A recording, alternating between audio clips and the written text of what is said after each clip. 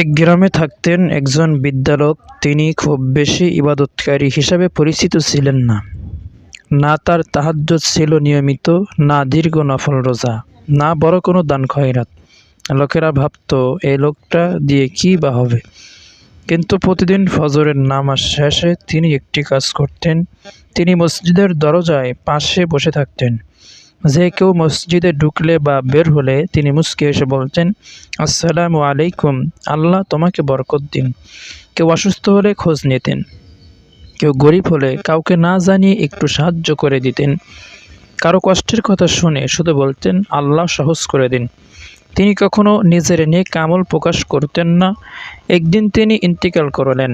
লোকেরা স্বপ্নে দেখল, এই বিদ্যালোক জান্নাতের দরজার সামনে দাঁড়িয়ে আছেন।